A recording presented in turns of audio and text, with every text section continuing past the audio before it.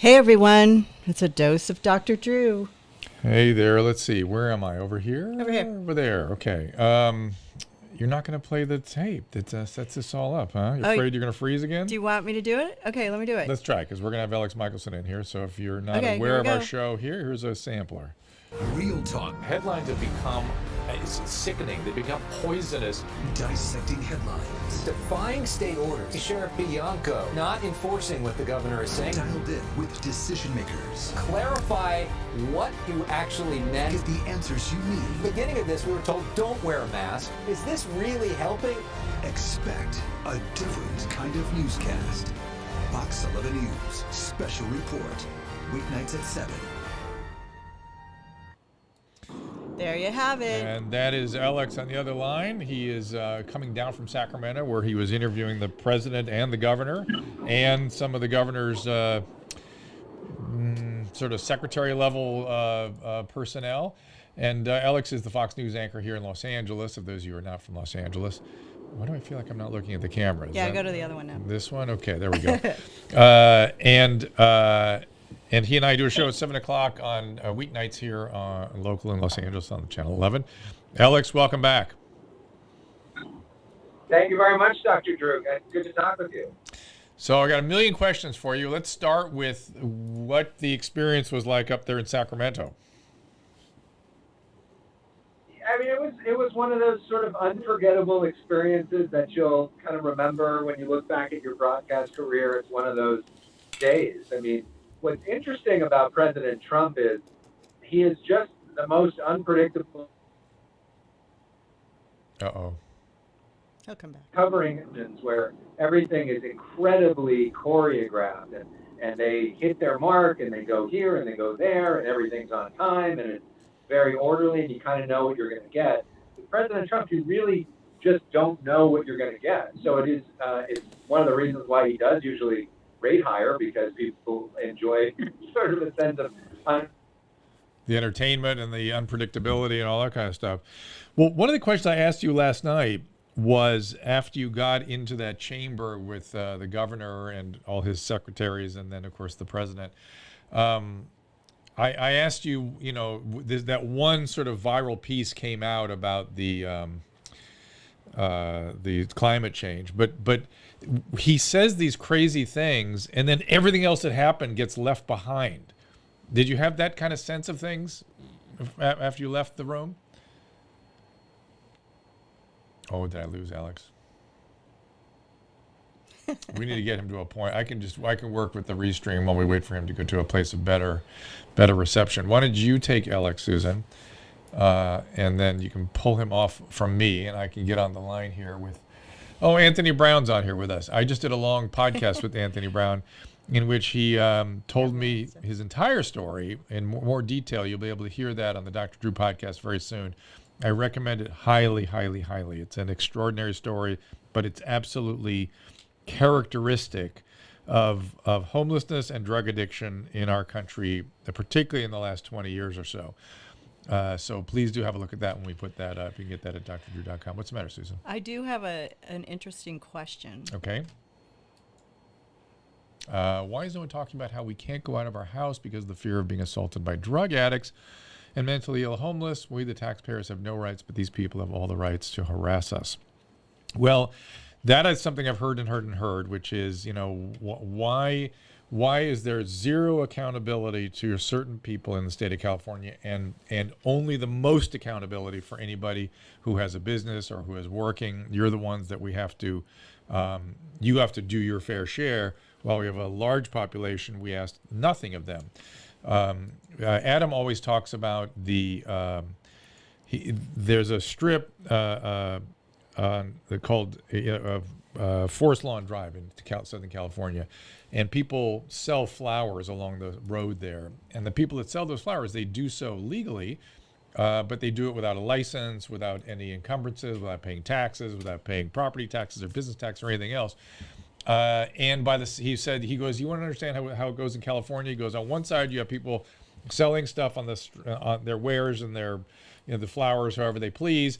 At the end of the strip is a brick and mortar business that's going out of business, that's trying to play the EDD and trying to pay property taxes. And along the road, there's cops stopping the taxpayers for speeding. So if you're a taxpayer, they're gonna get you along that road. But anybody doing anything else without a license or without any sort of at the time, it was actually illegal to do it. That Adam was talking about this story. That's kind of how it works in California. We don't seem to hold some people accountable, and the other people are held hyper accountable. It's very, very difficult, very challenging. And why people who pay the taxes or aren't and who can't take their kids to the park because there's needles everywhere and can't walk to downtown Los Angeles anymore, don't have a say. It's hard to understand. It's hard to understand. But Anthony's point, which he made to me very seriously, which is that you should go out, and I agree with him on this, in spite of the fact that there are people who are, problematic and difficult and dangerous, you should still go out of your way to treat everybody you see on the street as human beings and offer a hand, which he and I agree wholeheartedly on. But see if you can get people into services. There's lots of services out there, and see if you can move people towards proper care, because left out on the street, they're going to die. That's just how it works right now. Thank you, Carol. Let's see. All right. Do I know the point to why the governor and President Trump got together? It was to look at the wildfire situation.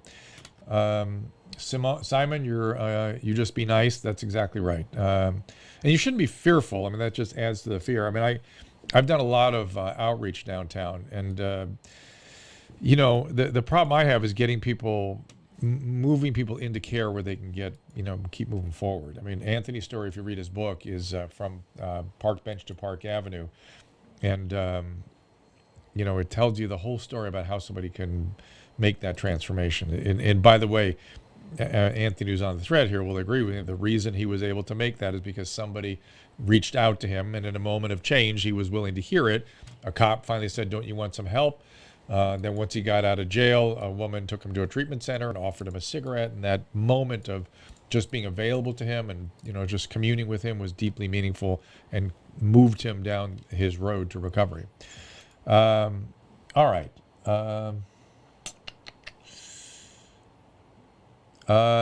Okay. Juhos Frat wants to know about nurse practitioners becoming independent practitioners. I think that's the only way we're going to be able to actualize the healthcare system we plan to be actualizing. That noise of an airplane landing, I think it's Elex. That's Elex back. He may be back. Well, let me just say that if you're going to make, you can't hold physicians responsible legally for everything. You just can't do it anymore. So if you're going to want physicians to supervise nurse practitioners or physician extenders of various types, you first of all, you're going to have to make them mostly independent, and you're going to have no liability flowing upstream, or we just can't do this. It's just not a smart. We just need to keep everyone using their own judgment, and that judgment needs to be a good defense in malpractice cases. Hurry before we lose him. All right, so Alex, you were saying, I asked you a question about being in the room with the governor and the president, and I was saying, when I've been at the White House and I've seen these, I've spent an entire day on symposiums and things, and I've seen some extraordinary things getting done. For instance, the opiate crisis in this country ended, in my opinion, because of this one-day symposium they had. It was the First Lady's thing, but it was Jeff Sessions that said, "I'm going to make some really serious changes." He did, and that made all the difference in the world. But at the end of that day of really these very important sorts of policy ideas being tossed around, Trump unexpectedly came in the room. Again, it was unplanned. And he said, again, off the cuff things. He said, I don't know, in some countries, I hope we take care of this problem, but in some countries, they make drug dealers pay the ultimate price. We don't do that here. Maybe we should. Headline for the entire day was, President Trump says we should kill drug dealers. and the whole day was completely lost to the public. Did you have that sense that things get lost that are actually getting done because of some of these goofy things he says? Well, yeah. I mean, that does happen sometimes, but I think part of the challenge, the question, President Trump likes the show. Yeah, He yeah, enjoys the show. yeah. And he's a TV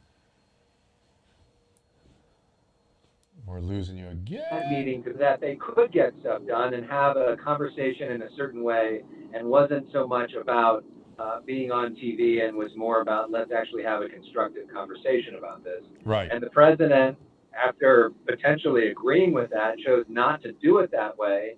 And so when you do bring in the cameras and turn it into more of a TV show, it may not be as productive. Now, for us in the TV business, if you want to see all that stuff, because it's much more interesting. And there's an argument to be made that, for transparency's sake, it's a lot better to see the government in action. And President Trump has shown the way a lot of things work in ways that have never really happened before. But there's also an argument to be made that maybe if the two of us were really trying to hammer out a deal, would it be better to be doing it live on TV, or would it be better to do it, behind closed doors and try to, work with each other? And that's a sort of an interesting balancing act. Right. But so, the pushback on what you're saying is, if President Trump hadn't have said that, right, exactly, or message discipline, maybe that wouldn't have happened. Well, and so did something happen in that room that you would have reported on had that sort of the climate change denying headline not hit? Well, there was no actionable item from the meeting yesterday. It wasn't like they came out with some new understanding of climate change, or they announced some new emergency declaration plan, or anything like that. I mean, the meeting itself was really a photo op, and it was arranged with like a day and a half's notice. Right. And it was, an opportunity for them to make their case. But the most dramatic moment was this question over climate change. It's the question that I asked the president about before he even got into that meeting. And of course, the crux of it was on that same question. And it's the discussion that we had on Friday night when we had Jake Levine, who is a former Obama climate aide that was on our Fox 11 show. And it's a discussion you and I have been having via email and via phone ourselves. This question of, okay, is it climate change? Is it forest management? Or is it all of the above? And what was really interesting yesterday was that Gavin Newsom said to President Trump, you're right on forest management. We need to do more. We need to do better. And we need your help doing better, because 57% of California lands are controlled by the federal government. The state of California only controls 3% of California's forest land. So he's like, let's work together on this. And they both talked about that they do want to work together on it. The question is it forest management and climate change and some of these other things? Is it a yes and, not an either or? Right. Governor Newsom is saying it's a yes and. President Trump is saying, yeah, I'm not willing to go there on climate. I'm not willing to say that on camera. Right. And he's like, let's take care of the forest management first. And the thing I keep saying is, let's posit climate change. We got to do the forest management because it's undoing all of our efforts to affect climate change. And Scott Adams pointed something out interesting today too. If it's not forest management in the United States, why are there no fires in Canada? There's fires. There's fires. They go right to the border. They go right to the border of Washington, and then nothing in Canada. Well, and that's something that the president said to me yesterday when I asked him about forest management and what your strategy is. He said, look to Europe. He said he's had conversations with several of the different leaders of European countries who take a lot of pride in their forest management system, and has talked to him about it, and that they have not had the same sort of fire problems since they started being more aggressive on that front. Isn't that interesting? It's all very, very interesting. And let me stand back for a second and talk about news journalism for a second. I'm aware of how hard you work to offer both sides in a complete manner. And I think that it feels to me like local news has had a resurgence because of that willingness to kind of do journalism. What's going on the cable news side, and what do we do about that? Well, I mean, they have found in the cable news business model right now tremendous success in preaching to the choir. Are they That having there's are a they lot of having people- are they having success, or are these death cries? Is it their desperate attempts to cling to whatever's left? The Fox News channel is the #1 network in all of cable. Yeah, Not in cable news, in all of cable. yeah, It is.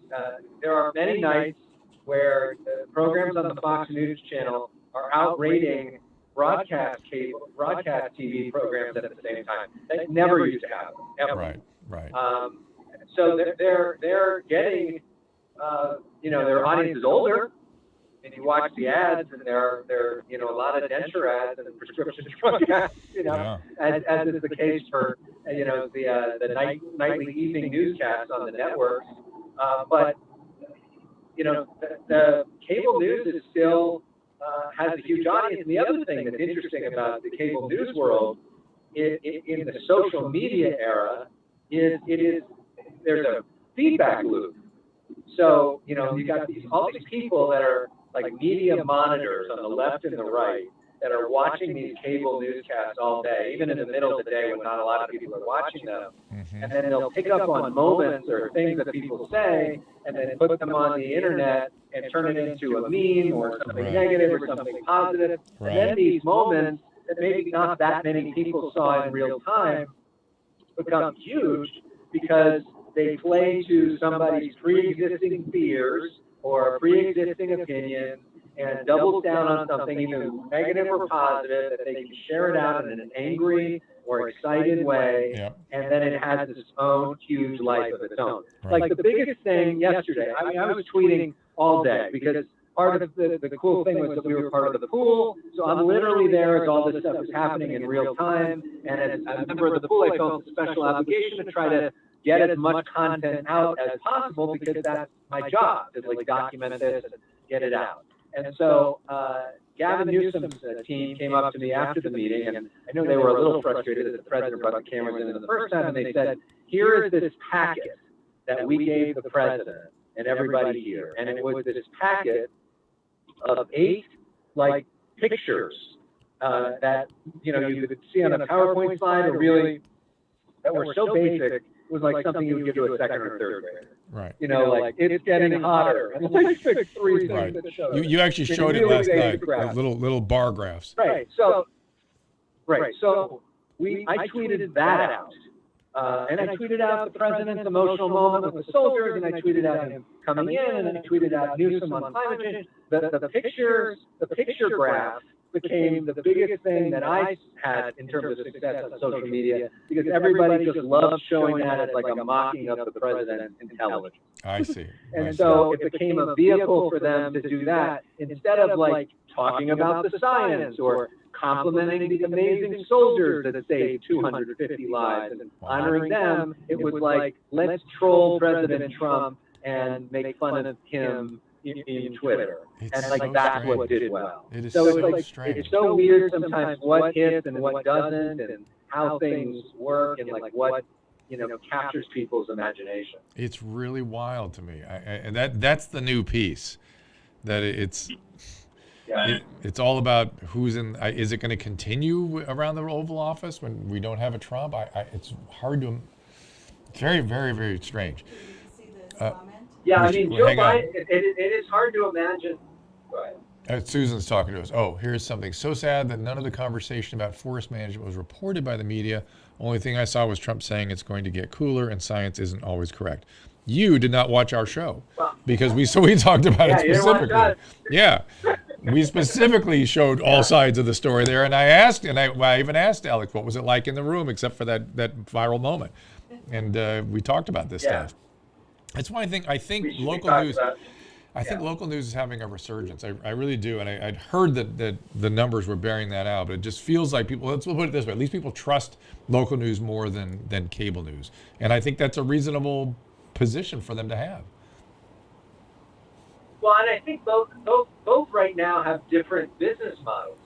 If local news gets too political, we tend to lose audience, because that's not what people are looking for in that space. They're looking for facts, and they're looking at local news is the place that you go when your community is really in crisis. Right. Whether it be and unfortunately this year we've had a lot of that. Right. Whether it be the riots in the streets, whether it be the coronavirus shutdowns, whether it be the wildfires, all of these situations when you need to know what's the situation on my street? Is my kid's school going to be open? Is it safe for me to go outside right now? Where do I need to go? All of that sort of really matters to people's life.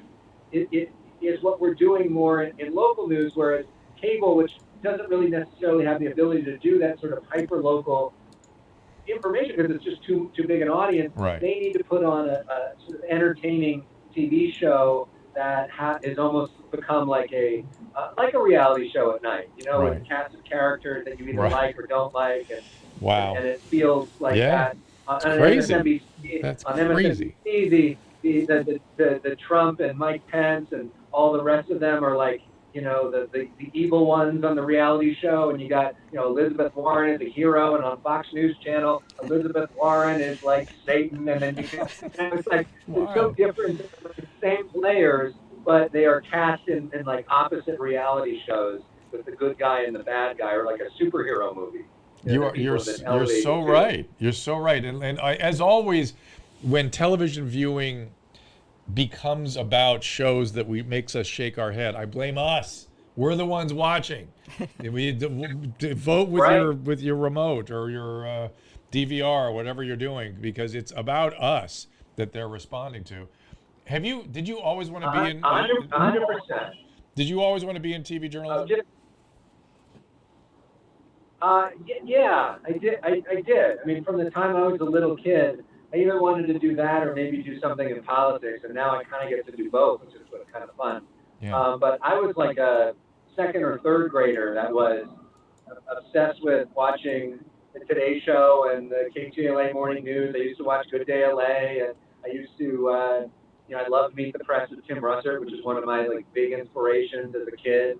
And I would watch it. I would tape a lot of the shows. I mean, I was really into it. I mean, the reasons I loved it so much was this concept of being an eyewitness to history, to be able to travel, to be able to tell people's stories, to be with people on their best days and worst days. And frankly, Dr. Drew, yesterday, we've been so cooped up, and I spent most of my entire career was as a field reporter, not even as an anchor. And even as an anchor at Fox 11, I insisted on going out and doing stuff, and they really haven't wanted me to go out recently because of the coronavirus. And so I love spending time with you every night. It is honestly my favorite time of the night. I'm not just saying that to blow smoke, but I really do enjoy that show because it's so dynamic, and that show really is more reporting than anything else, because we're learning information and making news on that show. Yeah. But it was such a joy for me and such a relief for me to be out in the field yesterday, to spend a day surrounded by people and moving around and out of the building, and I physically felt better. I'm telling you, I know what you're saying. I told you I've been getting depressed. Had it not been for the show I was doing with you, I don't know what I would have done, because it helped me be able to contribute and do something. But not getting out in the world is deeply problematic. I mean, it's not good for our psyches. Really bad. So good. I'm glad you got to do that. Even though it means an 9-hour drive from Sacramento or whatever you're on right now. Are you going to be in tonight? I am. I'm coming in just to do your show. Yay! You're not going to do the 10 o'clock? Yeah.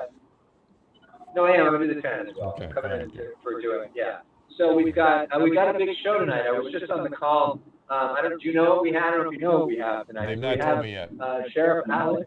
Sheriff Alex Villanueva, who's the sheriff of LA County, who's a very visible and colorful figure around the country. His deputies have just been shot this week. He apparently was watching our show last night. He saw Cheryl Dorsey, the former LAPD sergeant, who had some really critical comments about the LA Sheriff's Department on our show last night. And he called and said, I want to respond to that. So I am so glad. I got to tell you something. I love Cheryl. I've known Cheryl for years, and I go to her, as you know, for lots of information about policing. But she brought up some really serious allegations, and I didn't know how to respond, because I don't know. I don't know whether that's where that came from. Is it true? Is not? So I am delighted he's coming in tonight. That's great. And then we also have my second favorite doctor, Dr. Oz, is going to be with us as well, which we're looking forward to. And one of the cool stories that we're going to talk about with him, or two of the cool stories. One is, I don't know if you know that I just found out about this today, that he's working on an initiative himself to try to get more black doctors, and he's helping to support that mission and working closely on that issue. So You mean into medical school? Yeah. And well, you should know. Specifically in pediatrics. Oh, that's interesting. You should know that our alma mater, the University of Southern California, and specifically mine, the medical school there, has been doing an exceptional job for quite some time about diversity. There's a dean of admissions that she has been focused on that. She was actually my intern when I was a third-year medical student on a gynecology rotation. I've stayed in touch with her ever since. And she has prided herself for years in paying attention, and now it's begun to become mainstream. Let's put it that way. So that you should somebody should talk about that more. I don't know, but because that's something the school should be very proud of, or maybe it's more than I. Cool story we'll talk about tonight. Yeah, maybe we should. They've got a new. We should book her. We should do that. That's what I was just thinking. Maybe she could tell the story. If only you had a show where you could talk about it. And then there's a new Apple Watch that came out today that's much more focused on your health, and that apparently can tell you, based off of its readings, if you're having heart problems, and maybe give you a warning about a potential heart attack. So that's kind of interesting. We're talk about that too. There's a new iPad out too. Wearable technology. You should know I'm a little skeptical about a lot of that. Because where they've been. Well, we'll talk about it. But the other piece of news is for LA County, our case rate right now just came out for the day, and our case rate is now, if it stays here, we will drop down 2 color levels. Well, nearly 2 color levels. We're getting close. On Governor Newsom's new color plan. So isn't that interesting? Red? No, we might go to orange. Or green? Red, Don't they have a green? We're definitely in the red zone. We've been in the red zone for a couple of days. No, there's no green. The only green is with Governor with Garcetti, and he's never going to get us there because I don't know why. We're never getting out of orange in his world. So the Newsom take on why there is no green, because we talked to him about that. And he said green would signify that there's no problem and we're going back to normal and it's full speed ahead. And he said that during this time of coronavirus, can't take our eye off of that. And there is no, back to quote unquote normal, at least not for a while. Yeah. He does not have green. I get that. I get it. Green sort of implies game on, and I get that. So I have a chat stream going here, and people are asking, Elex, what do you think about Joe Rogan offering to moderate a 4-hour debate with Biden and Trump? Well, at Fox 11, we'd be happy to have a 5-hour debate, and I'm happy to moderate too. Well, listen, I think it'd be a genius move on everybody's part, because that's where everyone's. You think so? You think that would be good? Would that be good for Joe Biden, though? Well, that I don't know. That works for him. Yeah, well, they'd have to negotiate it down in a way that helps him. But just the idea of, I just think that's a brilliant idea, because to have a sort of a gloves off conversation, I don't know, people would relate to that much more. I mean, let's put it this way: I think that kind of thing has a much greater potential of persuading people one way or another. I think it would be great for democracy. I think it would be interesting. I mean, look, this job is so incredibly important, and to have an actual discussion about it and have people really listen to ideas. It's hard to get people to listen to anything, these days, not filtered through their bubble. I mean, that's the one thing that's cool about the debate. That's one of the things, frankly, I love about our political show, The Issue Is, which is, oftentimes we will bring really strong representatives from the right or the left on together, and then they debate. And most of the people that listen to either of those sides are not used to ever hearing the other side. Isn't that because weird? They only listen to things that they agree with. So, if we have, we had Hassan Piker, who's this big-time progressive sort of socialist on the left. We had Michael Knowles, who's like Ben Shapiro's number 2 guy, and the two of them debated each other. Both of them have huge audiences, and so now for the first time almost ever, the right is hearing somebody from the left is hearing somebody from the right. And do I think they're going to be persuaded? Probably not, but at least it gives them an opportunity to be exposed to some different thoughts or some different ideas. And the presidential debate is going to be one of the only times that people that maybe only watch Fox News are going to really hear an unfiltered version of the Democratic side, and vice versa. Did any of that back and forth change your opinion on anything? What do you mean with the two sides? Yeah, when you let's say when you've been on one, the issue is your show, and you've had some I'm rather surprised. I mean, you take some extreme people, some people that normally, it's good television, but also who have very strong opinions on one way or another. Did any of those discussions change your opinion? Yeah, honestly, I think that the experience of hosting that show and hosting our show has made me more centrist, more than anything else. And it's made me realize that there are some legitimate points on both sides of the issue, and it's usually much more complicated than advertised. Right. And that the truth is often the truth is in the nuance.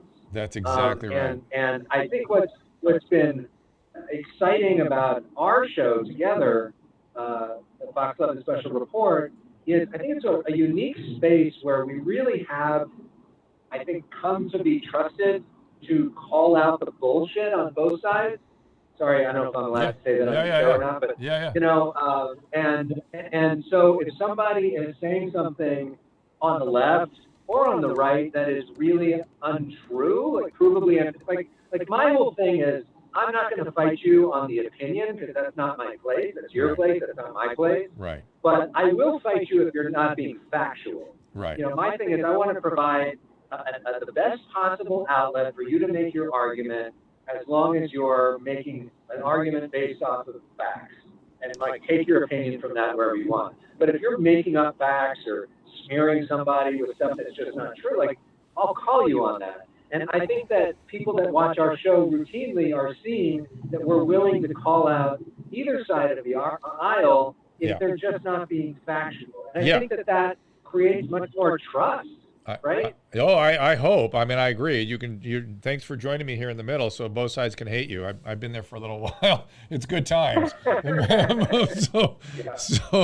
But it's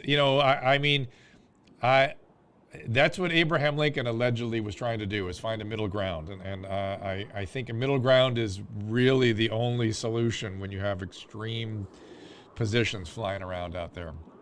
Let's see, there's some questions for you. I'm going through the... Susan, you had questions for Alex you wanted to ask. I did? You said you wanted to know, about where he grew up or something, or more about...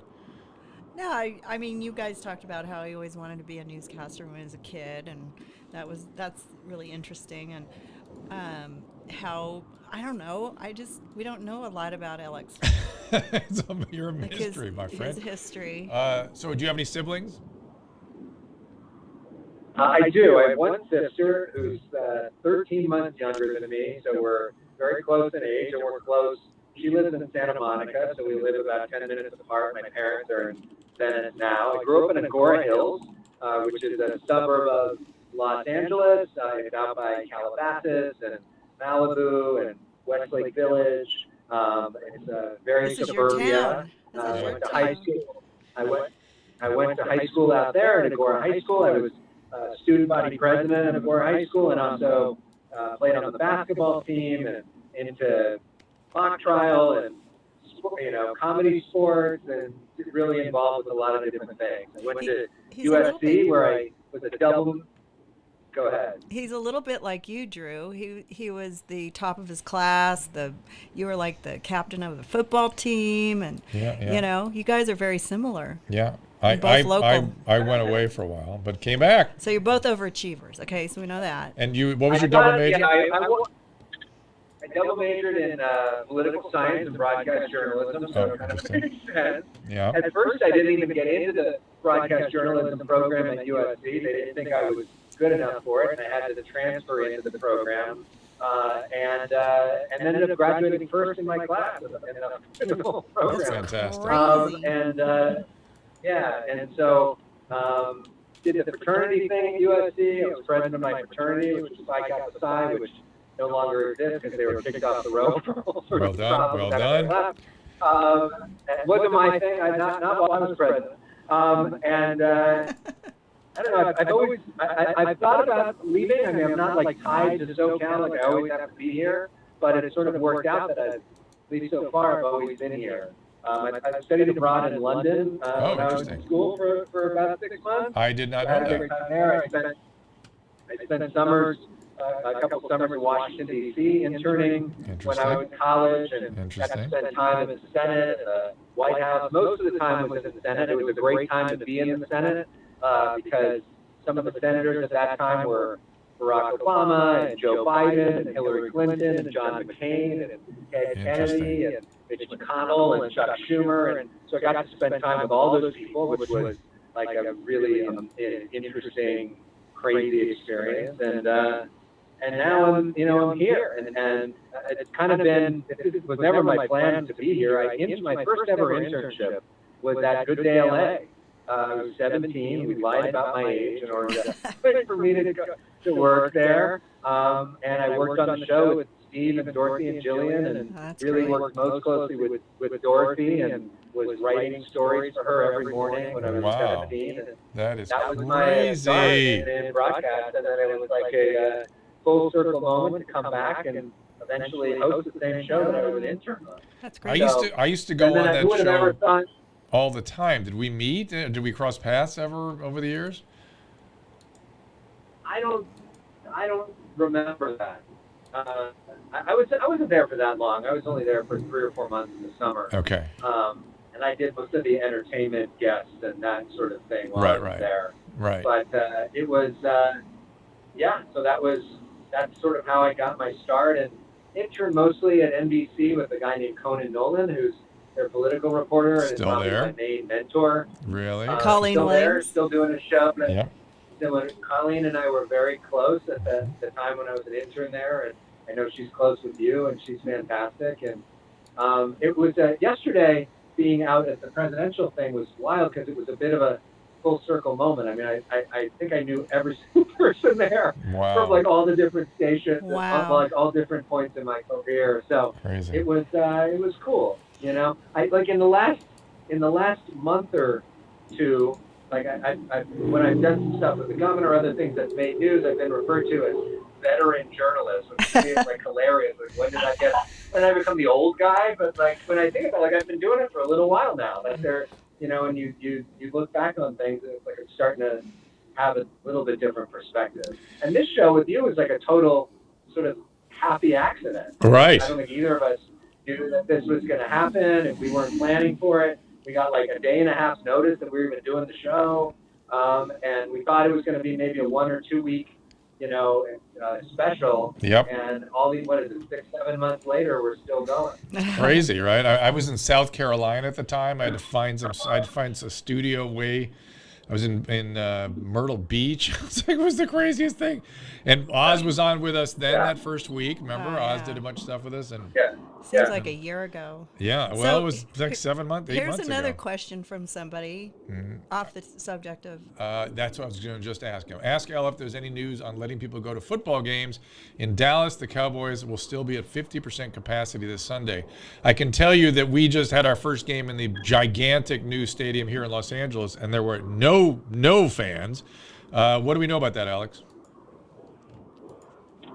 Well, they're not going to be fans in California anytime soon. Yeah. I mean, even in the stuff that Gavin Newsom put out with all those tiers, and including the lack of the green that you're talking about, football is not even on that list. I mean, even if you get to the maximum allowable stuff, big crowds, concerts, football is not there. But that's not necessarily the case in other states. So we did see over the weekend, we saw crowds in Kansas City and Miami are allowing crowds. And I don't know about Texas. I know originally they were going to Is your person saying that they're allowing 50% capacity? Is that In that Dallas, what your questioner is saying? the Dallas Stadium, yeah. Yeah, I mean, they were. I know their governor was pushing pretty hard on that to try to get that open. So it's going to be different in the different cities. I know it creates sort of a challenge for the NFL because it's a bit of a competitive disadvantage. Yeah. You know, if you're in one of those cities that doesn't have it. The other question with NFL football that we wanted to see what would happen, and we'll see what happens as we go forward too, is the air quality has been so bad in California. Would it be safe for the football players to play and breathe in all that air? And they did go forward with the games this past weekend, but you know, who knows? I mean, I'm looking at October as being one of the craziest news months of our lives. I mean, if you look at the way that the schedule is stacked, in the month of October, there's scheduled the World Series, the NBA Finals are in back-to-back weeks. There's 2 presidential debates and a vice presidential debate. And during all of that, they're supposed to, you know, it's the height of our fire season when the Santa Ana winds are supposed to be the worst. Right. So we could be having all, you know, the Lakers in the finals, the Dodgers in the World Series, and massive wildfires all at the same time. And the NFL is in the middle of its season too. And by the way, did you see the ratings on the NFL Thursday through Sunday were like at all-time highs, like Super Bowl kind of levels? And I get it. I laid in front of the TV going, oh, it's such a relief to see football. We started our stream, and one of our followers went, meh, I'm watching football. Bye. And then I went, oh, there's football. No, I mean, it didn't feel good to watch football. Yes. It made you feel better. It's the same thing. It's the same exact feeling you're describing being up in Sacramento. It felt like I was living again. I had my life back. I was normal. Speaking of normal, right. I am really sick and tired of our head of Department of Health here in Los Angeles County continuing to harp about Labor Day. Today we went to an all-time low on number of cases. 4 per 100,000, 4.7 per 100,000, which is almost brings us into the orange level. And she had the temerity to again, well, we don't know what's going to happen from Labor Day. We know what's going to happen. We're 10 days out. We're 10 days out, and we're at all-time lows. Shut up. This was the thing I was saying at the beginning of this pandemic. They've got to stop with the panic porn. Yeah. It's too much for me. I mean, not to say we couldn't go back up. We could if we start opening up and things could get loose again. Yeah, it could happen. There's got to be a discussion at the end of this about her, right? I mean, okay, Alex is afraid to say anything, but I'm not. No, Alex said it on TV. He said it because of first of all, it's an $800,000 a year job with a. I told you he needs to get that job. I know, which is a guaranteed. He doesn't run for Congress. Screw that. You only get $200 a year, $200,000 a year. And she gets guaranteed her retirement plan is insanely generous, and do it. not doing the job, in my humble opinion. I remember at the beginning, she came out and what rubbed me the wrong way was she said, you know, 7 people died of coronavirus or whatever it was today, and didn't mention anything about the fact that they were all 92 years old. I just don't understand why the Board of Supervisors, or at least Catherine Barger, doesn't kind of push back or at least reframe some of the things she says. I don't understand that, but we're not going to make. Well, you can tell that she being Supervisor Barger is starting to get a little annoyed, and you could tell the other day when she was on with us, and she really deflected that Halloween story, which was, for listeners that may not know, there was this concept that maybe LA County would be canceling Halloween because some members of Dr. Barbara Pereira's staff suggested that, and apparently that wasn't really true, and they didn't follow the protocol, and you know, Supervisor Barger didn't even pretend to defend that, and her comment was basically, you got to ask Dr. Pereira why her people are doing that. I mean, it was really like, it was as much of a sort of a tell. Yeah, it was a tell. From her, you know. And I think it highlighted the fact in a not so subtle way that maybe they're not exactly on the same page on everything. And the clear-cut, continued dramatic falling in case rates and hospitalization rates after a massively crowded holiday weekend should put into bold relief how bad their judgment was almost about Halloween. That is terrible judgment, bad practice, really bad. Anyway, let me get off that for a second. Okay, we have another question for All right. Elex. For Elex, who was your favorite person that you have interviewed in the past? Other than Dr. Drew, of course. You keep doing. I know, he's good. You're good. You make me laugh. I don't, look, I mean, there's been a lot of interesting politicians and leaders and all of that, but one of my favorite, honestly, when I think of that as like who was my favorite person I've interviewed, there was this amazing story we did last year about this blind surfer who was this 11-year-old girl who had so much spunk and positivity and energy and like zest for life, and she wasn't letting anything slow her down. And my grandfather was blind, so I have a certain soft spot for that. And he really, when he started losing his eyesight, really kind of gave up. He didn't learn Braille and didn't have that much, spunk and zest for life. And this girl, and there was this organization called A Walk on Water, which is not a Jesus thing, but it's a group that helps kids that have different disabilities, whether it be mental or physical. They believe in water therapy and surf therapy, and the act of getting somebody up on a board and out in the water can really be a transformative experience for them. And to see her sort of light up and to see the inspiration from her was like such a reminder that don't complain about your problems. And that there's, that you can choose to be positive. Yeah. And I found that to be really enlightening and as enjoyable as any of the big celebrities or big politicians or anything like that. Nice. On the chat stream here, people are getting a little confused about Fox 11, which is a local, nonpartisan, information-based journalism, and the Fox News Network, which is a national cable channel that's highly conservative. We don't have any overlap with the Fox News channel, do we, in any way? Well, we do. I mean, they own. So we're both owned by Rupert Murdoch. I mean, we have the same. We're part of the sort of Fox News empire. I thought they spun off Fox News as its own company. No, well, yeah, and we're part of that company. Oh, I didn't realize that. Okay. So, but the station group is owned by Fox, but from an editorial perspective, we have no overlap. I mean, I've never had anybody from the Fox News channel ever make any comment on anything I've ever done ever. In terms, we don't work with them. They don't really work with us. We don't really promote each other. I mean, it's sort of there is technically an ownership thing, but it's not.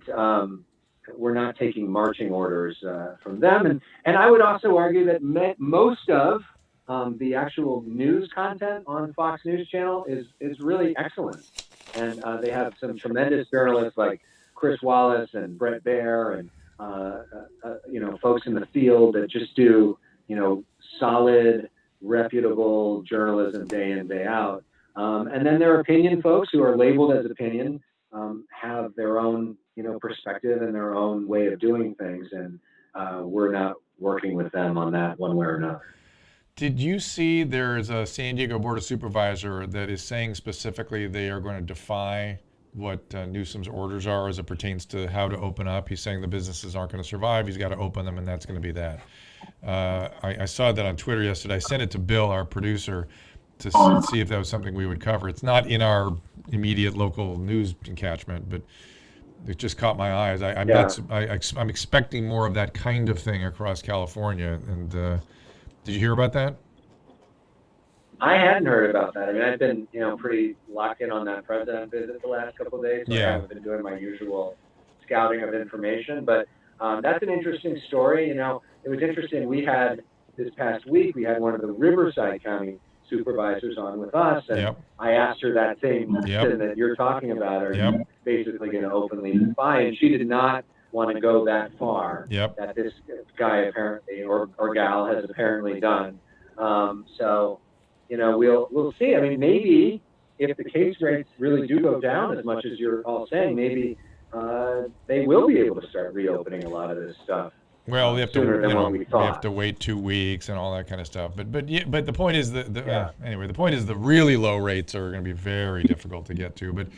But we'll see. But as we've seen, the rules could change again. You're right, exactly. Do you know the historical little historical detail here? Do you know where the term press pool came from? No, where? Well, if you do a tour of the West Wing, they take you to the press. Oh yeah, okay. I do know this. Yeah. Okay. They take the White House, what is now the White House briefing room, or underneath the White House briefing room, is where the press sits, right? And that used to be a pool. It's still there. The pool is still there. It literally, there's like a plywood on top of it. They'll pull the ply up. You can see the pool. There's still a pool under there. Okay. When was that? When did you see the pool? Was that before the recent renovation of that, or was that? That might have been before. Before you shut it down. Now I think about it, somebody did tell me they might have filled it all in. You're right. Yeah.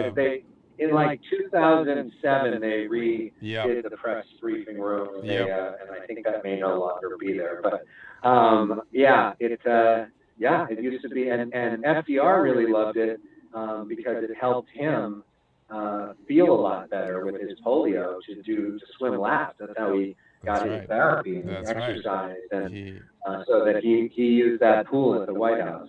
He learned that all. JFK used to, I think he swam there as well, and may have had one of his affairs going. Well, there's all sorts of nefarious stories about JFK in that pool. So I will leave that to everyone, the Google fantasies. There's a lot of shit went down in that pool, number one. And number two, for FDR, he learned the water therapy at a place called Warm Springs, if I remember, which was one of the first places in the country to treat polio patients. With sort of physical therapy and that sort of thing. Well, Elex, listen, I look forward to seeing you tonight. We'll have everyone hopefully properly wedded to come see our show now that we've had a chance to chat about things. And we're going to be talking to Dr. Oz. We're going to talk to the sheriff. And by the way, when the sheriff comes on our show, he always makes news.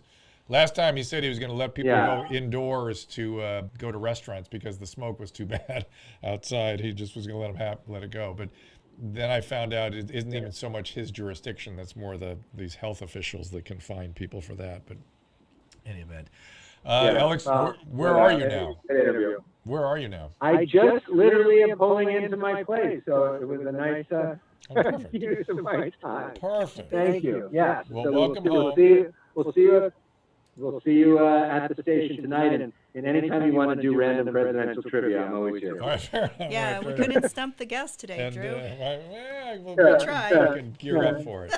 The only president I really know a lot about is Lincoln. I know a lot about Lincoln, and I know a moderate amount about Teddy Roosevelt, but that's sort of the extent of my trivia.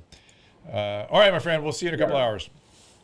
All right. Thanks. Take care. Thank you, Susan. Bye-bye. Thank you. Bye-bye. Bye. Did you, Susan, you get to know Elex better now? Okay, good. I'm looking at the thread to see, I can start to give, you guys are complaining on the chat that I'm not giving enough information. We're just doing an interview today. Is that okay with you all? I'm sorry. If you need some, if you need some information, now's your chance to ask. I'm happy to try to answer stuff. You got a question in an email. I'm actually looking at our emails now. So if anybody has a longer question and wants to ask it, they can go to drdrew.com/contact and send us an email. Sign up for our email list, and then you'll know when the shows are going to go live. But anyways, this one was kind of interesting. Okay, let's put it up there. You're probably going to yell, but I think you have to set the subject straight. All right, let's hear it. Question about masking. The CD says masks are used to protect others, but offer little protection to yourself. You state masks work because doctors don't get sick. I recently talked to a lady on the plane who removed her mask and got sick. Which statement is correct? Okay, so there's a lot of confusion about masks. And to make matters worse, my friend Kelly Victory was poking holes in my own mask position. And so Kelly Victory would say masks are not beneficial. I'm here to say they are at least modestly, if not very beneficial. And although she was talking about how we're seeing strep infections and impetigo and viral infections and herpes and things on people's mouths and chins being transmitted by the mask, if you have a problem like that, don't wear a mask maybe. Perhaps then you don't. But otherwise, we know that this thing is transmitted on droplets. There's concern about aerosols. That's being studied carefully, but the primary means of transmission is not your hands, not pens, not casino chips. It is droplets. It's us talking and it coming into our nose, the ACE2 receptor binding, and in it comes to our body.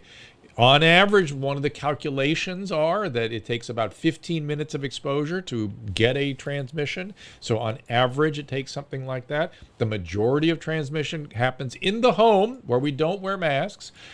I can tell you that having spoken to lots of flight attendants and pilots, they tell us that very, very, very few of their personnel get sick.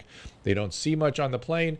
There was a study recently where there were something like 6 asymptomatic carriers on a single plane, on a single fuselage, a single population of flyers. There was one transmission in one case where a woman took her mask down in the bathroom after she followed someone who was a known asymptomatic carrier, not at the time, into that bathroom. So there is evidence that the masks work. We have all this MIT data about the nature of droplets and how they spread and how they're inhaled. I'm saying, yes, we don't have double-blind placebo-controlled studies using Koch's postulates where somebody are given the virus. But I'm going to say that all things being equal, it's certainly a no harm, no foul. I mean, and you may have strong feelings about the government overreaching. I've noticed that most of the mask, I found out today Australia has a major anti-mask movement going, and Australian government has been draconian in terms of locking everybody down. So there seems to be a correlation between mask pushback and government overreach. And I get that. I get it. I'm mad too. I don't think the government should be doing some of the things they've done. But don't draw the line at the mask. It's such a non-thing. It doesn't hurt anybody. It doesn't hurt anything. And one of the it's much like hydroxychloroquine. Wait, am I here? There. Much like hydroxychloroquine. No harm, no foul, right? You like hydroxychloroquine. You want to make that argument that it has low risk. It's why do it? Mask is the same thing. No harm, no foul. That's my basic mask. And I didn't need to do it without screaming, Susan. How about that? Yeah, well, I took the part out where she was kind of mad at you.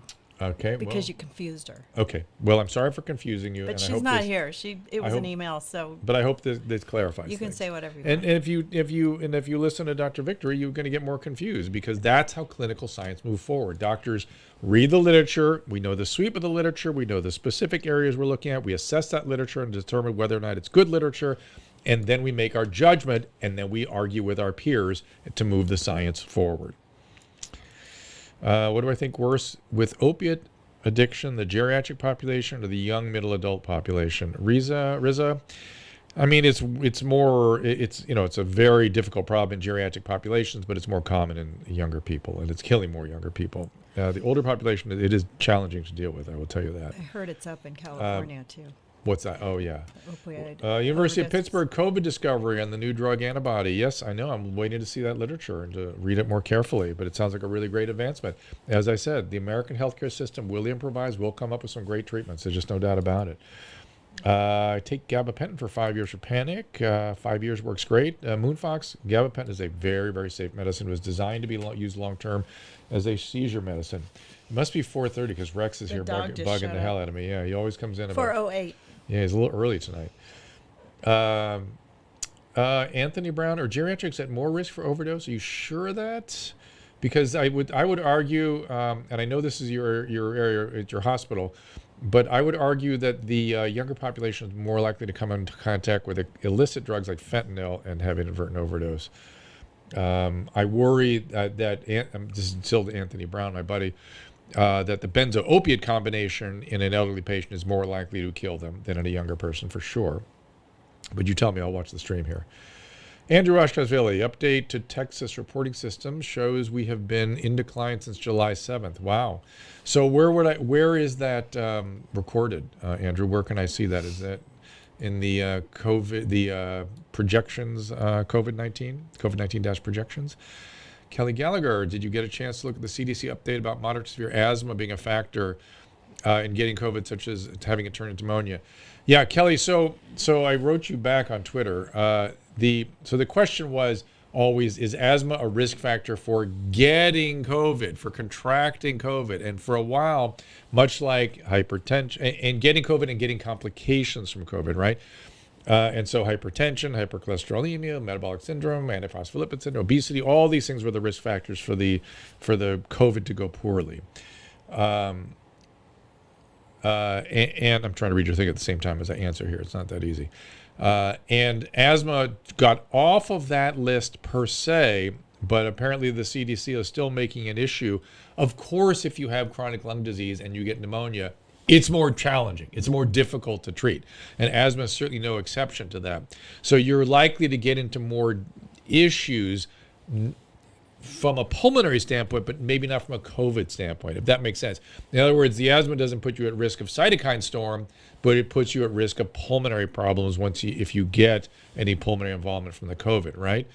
And so I think that's really their point, if I understand it. A lot of leronlimab stuff here. Federal judge in Pennsylvania knocked down lockdown orders, citing his opinion on the Constitution. That's interesting. I would agree that it seems to me that the lockdown orders have been grossly overreached beyond the constitutional privilege that they have. But who am I to say? I'm certainly no expert in that. You shouldn't be listening to me on that one. Am I getting cold feet? Yeah, Jeremy N. He asked Susan, you should put this up somewhere.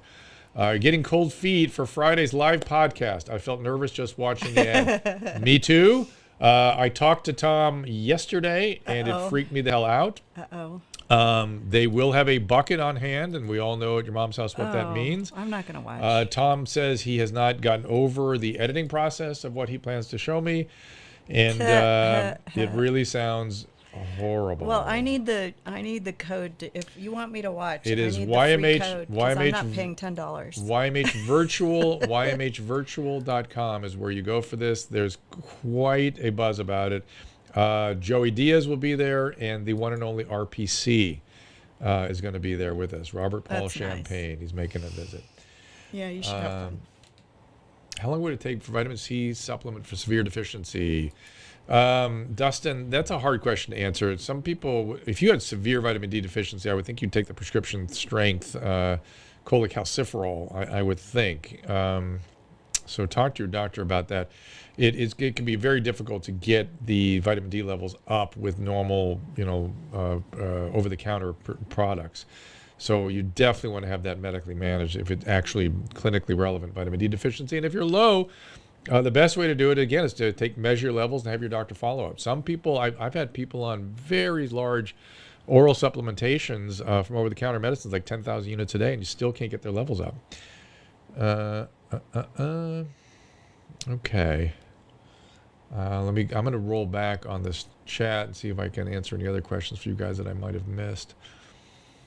Are you talking about the high school student who made a model based on the flu? Or you're talking about the 14-year-old in New Mexico that built the shutdown model? She was 14, everybody. Nixon floored over the swimming pool and built a bowling alley on top of the press bowl. I think that's right. I think I'd heard that too. Alyssa asked, have I ever met the president? I have. It was very brief. It was at a podium. Just what you expect. Have we met other presidents, Susan? We've been in the Obama White House. We were in the Bush White House, but I don't think we ever went got to to Atlanta and met Rosalind Carter. We got to meet Rosalind Carter, who was beyond delightful. Beyond. Did a mental health thing for her. She's very focused on that. I have not talked to her in several years. All right, let's kind of wrap things up here, guys. Casey's asking, what do I think of Joe Rogan doing a 4-hour debate host? I think that nothing would be better for the country than that, but I don't think it's going to happen. By the way, even a 1-hour conversation with Biden and Trump and Rogan would be, I think it would be enlightening for people to see these three guys just be human beings for a minute, just have a conversation. And I think it would help people make their decisions better. I really do. Did you guys watch the Vote or Miss Out thing last night on Channel 7 on ABC after Dancing with the Stars? This is now I'm going into just banter. I just want to ask a question. I'm just going, this is not, if you want information today, I don't seem to be in the mood. Alex did all the talking. Yeah. Now it's your turn. What'd you guys think of that? Susan, what'd you think of it? I thought it was a good message for people. You loved it. You told me you loved it. You said you really liked it. Yeah, I thought it wasn't really like left or right. I thought it was very, very well done. I thought it was extremely well done. I mean, I think it'll get the message across to people to vote. And, it's hard because people are afraid to go out. We're scaring them away from the polls. I thought it was and then you have extremely to fill out the paperwork to Right. get a ballot. Right. And I've filled out ballots before. It made Now it's my turn, and Right. I've screwed it up, and they've come back. Right. So it made us check our ballot stuff. It made us look into things. It made us pay attention. And I thought it was very, very, very well done. They need to make it easier, though. Dustin, it could cause overdose. I'm not advising anybody take 10,000 units of vitamin D. I'm not. I'm saying I've boosted people up to the point where, actually probably 7,000, I think about it, and no overdose. Okay, so back to Dancing with the Stars. What do we think about Tyra Banks replacing Tom Bergeron? And I will give you my opinion after you guys all ring in here. Susan, what did you think? I'm sorry about what? Tyra replacing Tom Bergeron and Aaron Andrews. I like Tyra too. She's got to work her way into it. It's the first show, but it was a new feeling. The whole show was a different feeling. Right. They had the COVID thing going on, so no audience. Everyone was spaced out. It was an unusual cast with a lot of challenges. It's a whole new operation. I thought she did an amazing job. She's not going to be Tom Bergeron. She's not. Why isn't he doing it anymore? If you feel that familiarity gone, yeah, I love Tom too, but they decided to go a different direction. I thought, given that they decided to do something different, they did a great job. I think it was funny. Yeah. And it's going to get better. I mean, it's a very difficult transition. The only person that, seriously guys, the only person that makes things, you're not going to like this either, that makes really hard things look easy is, now of course I'm blank, my old brain will not come up with names. Let me see if I can read your mind. You'll think of it. It'll come to Ryan you. Seacrest. Oh, yeah. Ryan Seacrest makes really, really, really difficult things look easy. Yeah, that's true. But Johnny Weir looked really sad when he got 3 6s, though. It's all right. He's going to do better. He'll step it up. You don't want to be at the top at the beginning. All right. Any last minute questions before? Yes, Amanda. It was a rough night of dancing. Everybody's like, what? How do we watch Tyra? She was on Dancing with the Stars. She was the host. She replaced Tom Bergeron and Dancing with the Stars. And look, Tom Bergeron did 25 seasons or something. It's just done a remarkable job. They want to try something different. That's television. And for something different and first night out. I thought she was good. I thought she did a great job. I agree. Drew retweeted her yesterday too. Yep. He likes Tyra.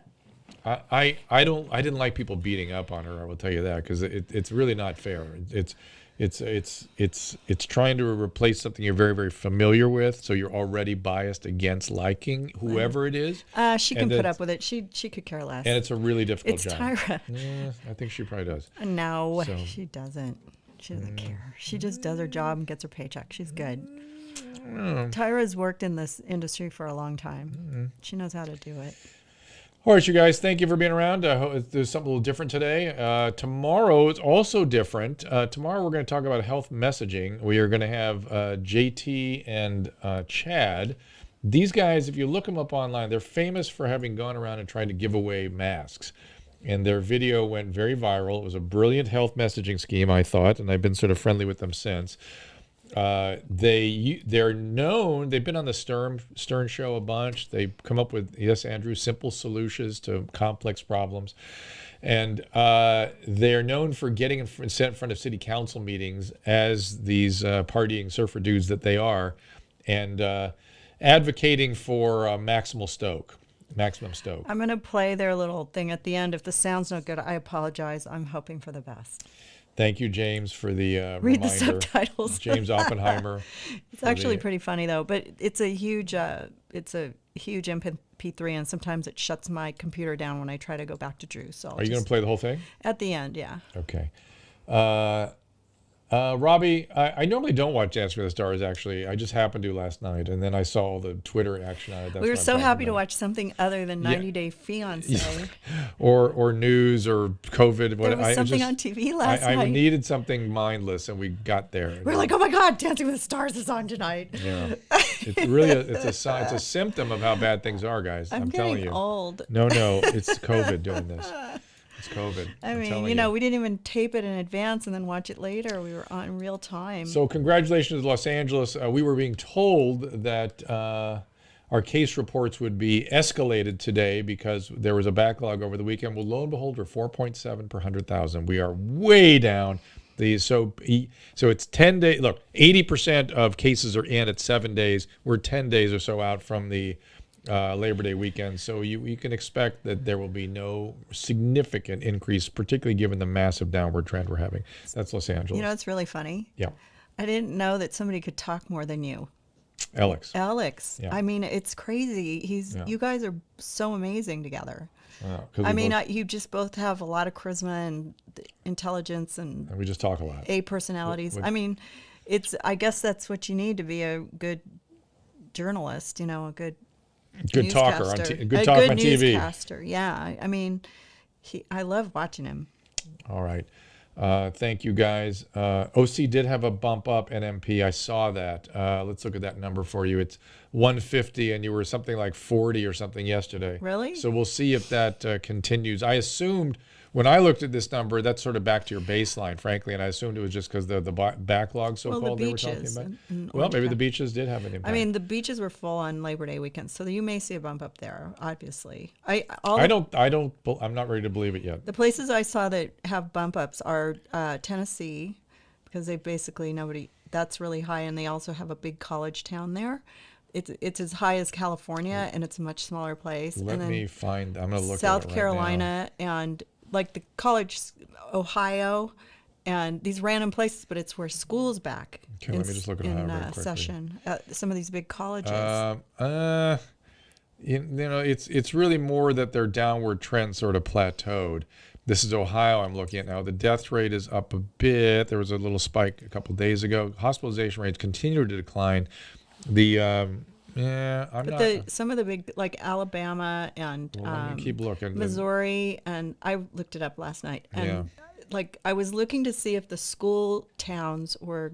Tennessee is continuing on a decline. Tennessee's looking good. Tennessee was up though. No, they had a little spike, a little one day. You know, that's probably nothing. I saw that they had like 2,000 cases or something. I was like, that's what California. At their high, they were at 3,000 cases. Now today, they are down to 957. Okay. Well, it goes up and down, the little chart. Right. There's a little choppiness. That's usually a trend change.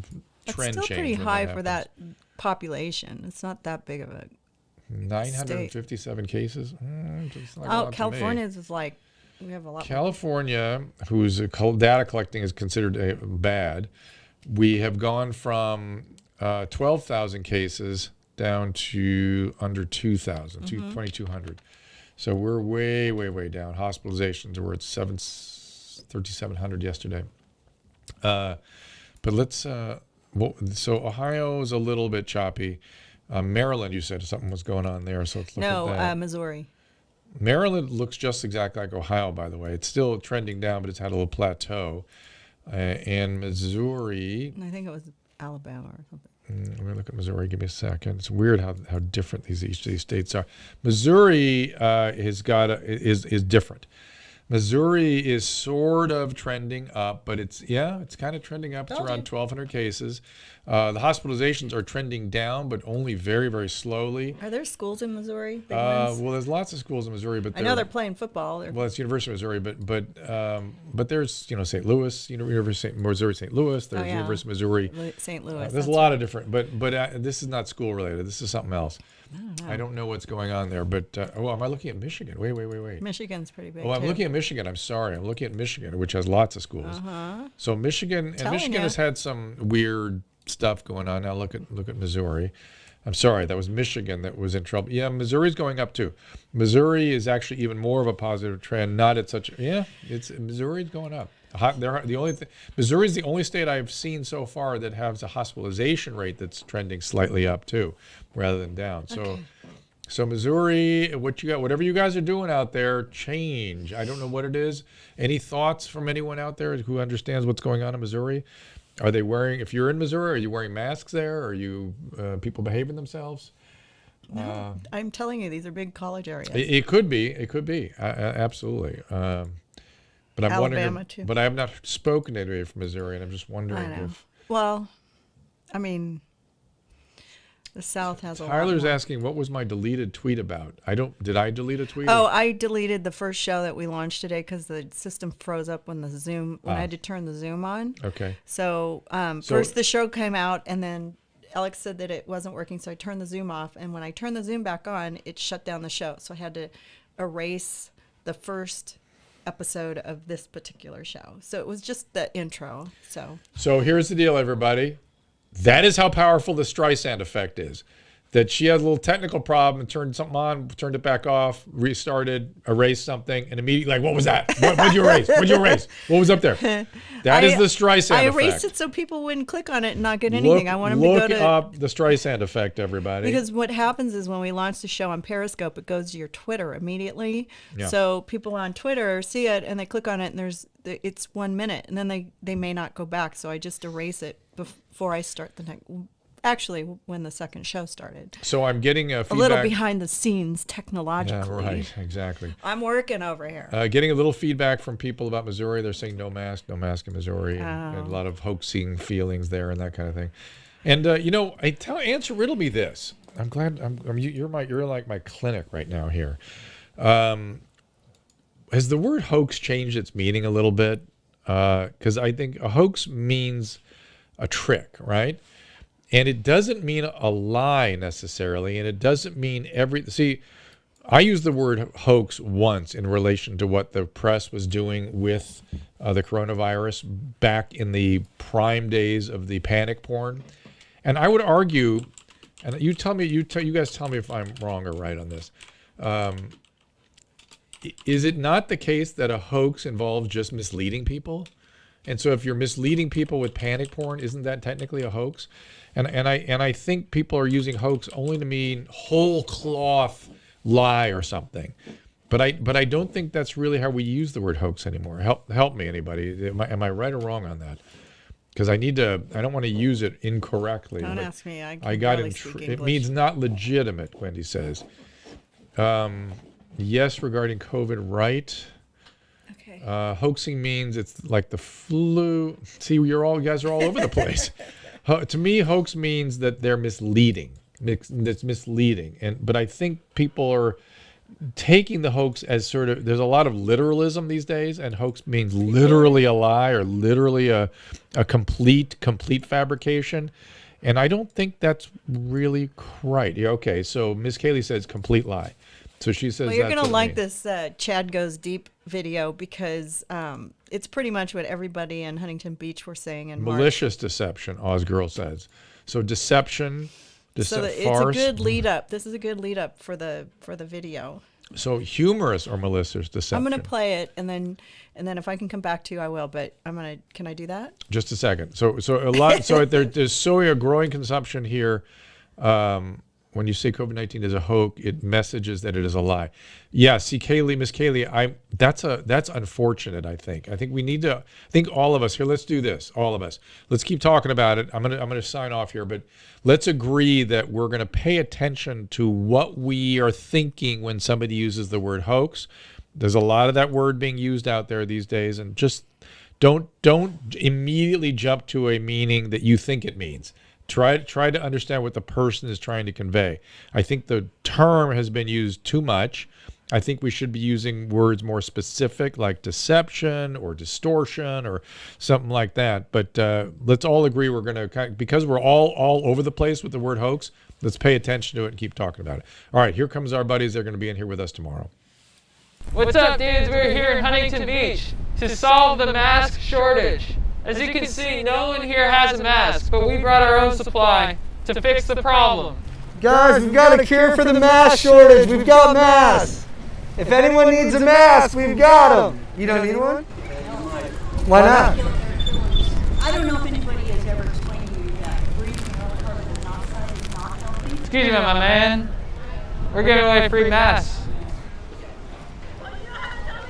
He's smart. He's socially distancing. Sorry, sir. Do you need a mask? No, thank you. Why not? Because I live here. What do you mean? Hey, do you guys need a mask? We don't. Why? You done? Because there's this thing called coronavirus. Really? Yeah. Yeah, well, it's a bullshit lie. Really? No. You need masks? No. Alright, see you later. Are you pro-mask, bro? Do you want a mask? It's all fake, dude. Come on. I'm good, man. No, man, that's a fraud. I like freedom, dog. I like fresh air. Just shut down the fucking country? That's bullshit, man. But does wearing a mask shut down the country? When you close down half the economy, yeah. I think so. But can't we open it up quicker if we all wear masks? Nah, dude, that's a talking point on the TV, bro. Do you wear a mask? What? I think Oh, he's coming back. Do you need a mask? Get ready to run. What else do you want? Just to give masks. Okay, you're not making my fucking rights and not my rights, first of all. We're just trying to hand I out. don't give a fuck what you're trying to do. You believe in a mask? I don't. That's cool. Fucking leave it alone. Or We're if just- you want some of me, come on and get this. No, we're not trying to fight anyone. We just want to hand out masks. Yeah, do you want the mask? Maybe do a happy hour at Sharky's later.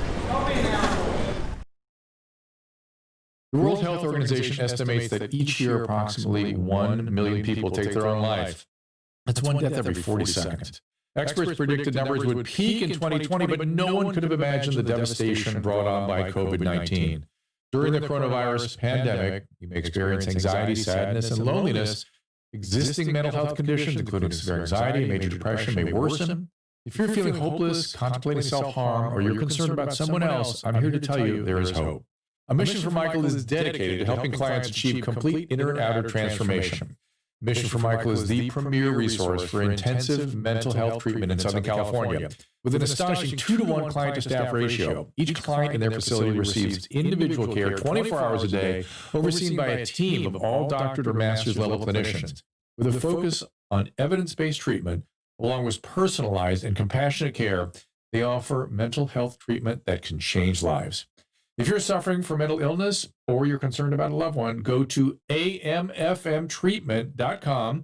Again, that's a mission for Michael, amfmtreatment.com, or call 866-581-4401. Again, that is 866-581-4401.